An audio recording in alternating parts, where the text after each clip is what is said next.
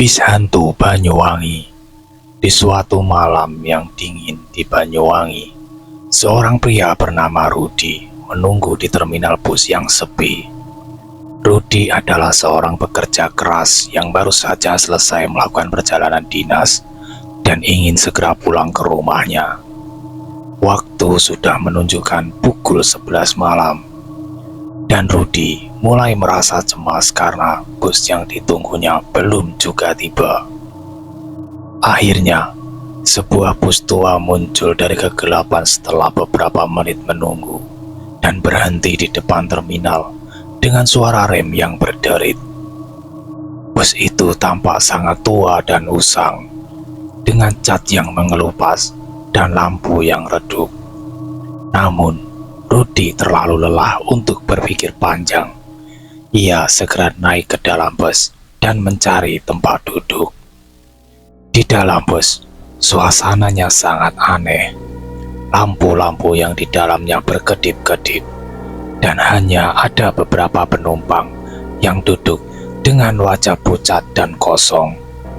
Sopir bus, seorang pria tua dengan mata yang dalam dan berkilat aneh, memberi Rudi pandangan sekilas sebelum mengalihkan kembali pandangannya ke jalan. Rudi duduk di dekat jendela dan mencoba untuk tidur. Namun, rasa dingin yang tidak wajar menyelimutinya, membuatnya menggigil. Ia merapatkan jaketnya dan mencoba untuk tetap terjaga.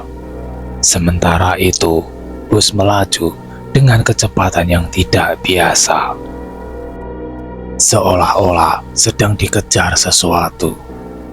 Ketika bus melewati hutan lebat di pinggiran kota, Rudi mulai merasakan ada yang tidak beres. Bayangan-bayangan gelap bergerak di luar jendela, dan suara aneh terdengar dari dalam bus. Rudi mencoba mengabaikannya, tetapi rasa takut mulai merayapi pikirannya. Ia melihat ke sekeliling dan menyadari bahwa para penumpang lain duduk diam tanpa bergerak seperti patung. Rudi memberanikan diri untuk bertanya kepada seorang penumpang di depannya, seorang wanita tua dengan wajah pucat.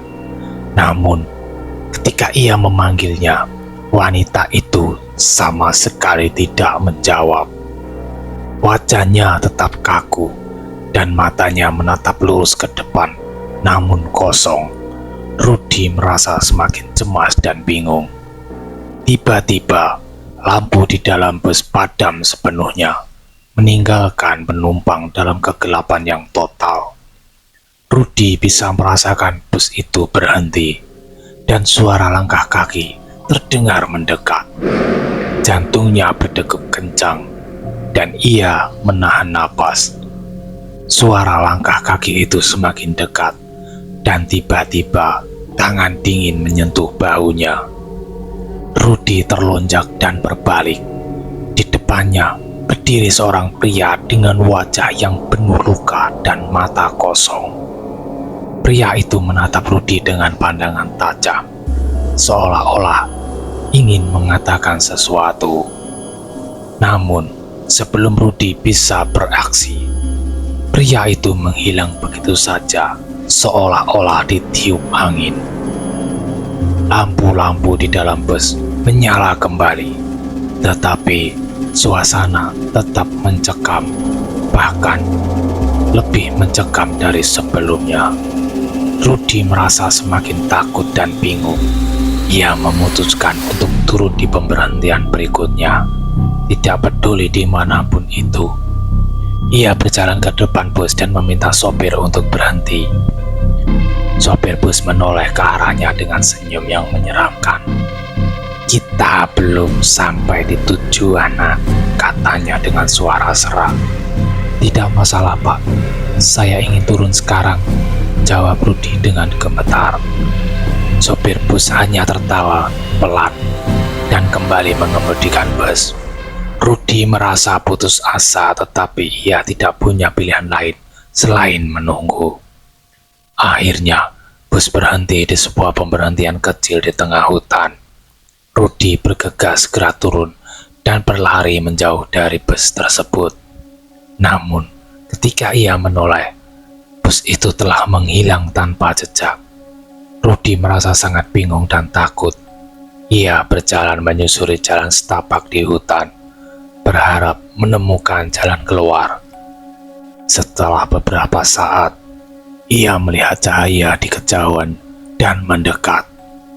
Cahaya itu berasal dari sebuah rumah tua yang tampak kosong. Rudy mendekati rumah itu dan mengetuk pintu. Seorang wanita tua membuka pintu dan menatapnya dengan mata yang penuh belas kasihan. "Kamu pasti dari bus itu, kan?" kata wanita tua itu. Rudy mengangguk merasa lega menemukan seseorang yang bisa membantunya. "Maaf ibu, bis apa tersebut? Apa yang terjadi?" tanya Rudy. Wanita tua itu menghela napas. "Itu adalah bis hantu, nak. Sudah bertahun-tahun tidak ada yang melihatnya. Mereka yang naik bus itu biasanya tidak akan pernah kembali." Rudy merasa ngeri mendengar penjelasan wanita tua itu. Ia menceritakan semua yang terjadi padanya, dan wanita tua itu hanya bisa menggelengkan kepala. "Kamu beruntung bisa keluar dari bis itu. Banyak yang tidak seberuntung kamu." Rudy berterima kasih kepada wanita tua itu dan meminta bantuan untuk pulang. Wanita tua itu memberi Rudy tempat untuk beristirahat semalam dan menunjukkan jalan keluar dari hutan pada pagi harinya. Rudy akhirnya bisa pulang dengan selamat, tetapi pengalaman mengerikan itu selalu membekas di pikirannya. Sejak saat itu, Rudy tidak pernah lagi naik bis malam di Banyuwangi.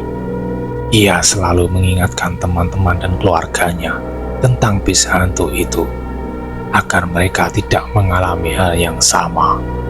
Kisah tentang bis hantu Banyuwangi terus menyebar menjadi legenda yang menghantui penduduk setempat. Mereka percaya bahwa bis itu masih berkeliaran di malam hari, mencari penumpang baru yang tidak curiga. Bagi Rudy, pengalaman itu mengubah hidupnya. Ia belajar untuk lebih menghargai setiap momen dan selalu waspada terhadap hal-hal yang tampak tidak biasa. Meskipun begitu, bayangan tentang bis hantu itu masih sering muncul dalam mimpinya, mengingatkan bahwa ada hal-hal di dunia ini yang tidak bisa dijelaskan dengan logika manusia.